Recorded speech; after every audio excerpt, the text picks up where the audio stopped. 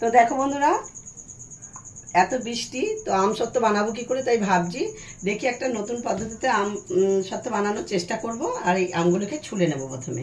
তো ছুলে নিই আগে। তো দেখো আমগুলিকে ছুলে নিয়েছি।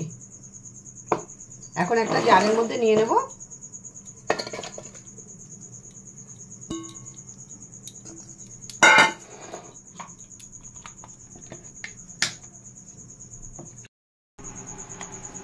তো দেখো বন্ধুরা, আমটাকে গ্রাইন্ডারে দিয়ে পেস্ট করে নিয়েছি। তো এখন এটা ছেঁকে নেব।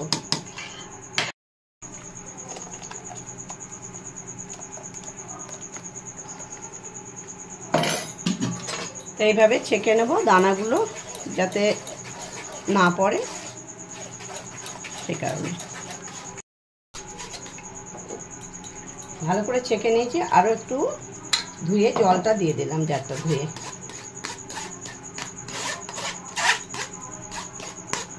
এবারে ছাবাগুলো ফেলে দেবো।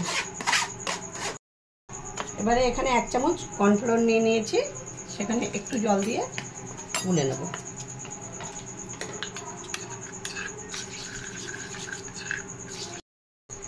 ওভেনে একটা কড়াই গরম হতে দিয়ে দিয়েছি, তো সেখানে আমটা ঢেলে দিলাম।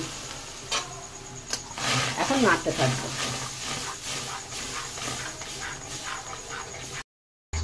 তো দেখো বন্ধুরা, অনেকটা টেনে গেছে। এরপরে আমি একটু চিনি দিয়ে দিলাম। চিনিটা দিলে একটু পাতলা হয়ে যাবে। আরও কিছুক্ষণ নেড়ে নেব। তো দেখো বন্ধুরা, চিনিটাও ভালো করে গলে গেছে। আর এখানে স্বাদের জন্য আমি বিট লবণ দিচ্ছি, কারণ বিট লবণটা দিলে খালি মুখে খেতেও সত্যটা খুব টেস্টি হবে। আর সামান্য একটু কাশ্মীরি লঙ্কার গুঁড়ো দিচ্ছি কালার হওয়ার জন্য।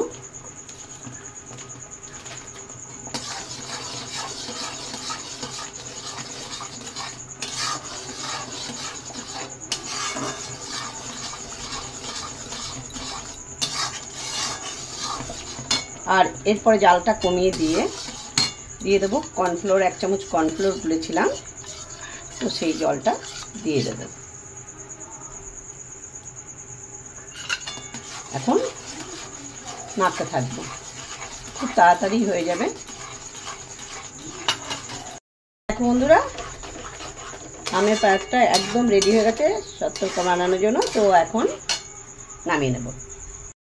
তো এখন দেখো, একটা থালার মধ্যে 1 ফোঁটা সাদা তেল দিয়ে নিয়েছি। এখন ভালো করে থালায় লাগিয়ে নেব। তো দেখো বন্ধুরা, এবারে আমি নামিয়ে নিচ্ছি থালার মধ্যে।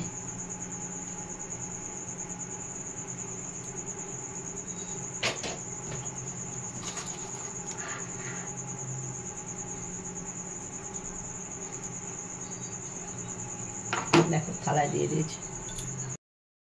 তো দেখো বন্ধুরা, একদম রেডি হয়ে গেল আমসত্ত্ব।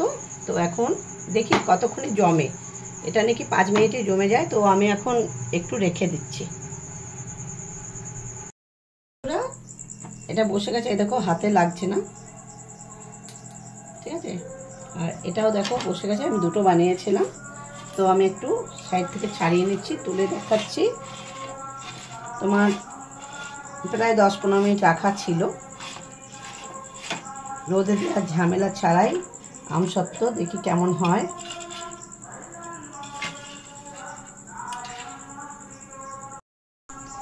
তো দেখো বন্ধুরা, এই যে উঠে যাচ্ছে, এই দেখো।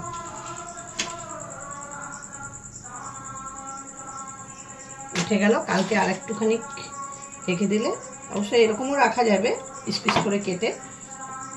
দেখো পুরো এটা উঠে গেছে।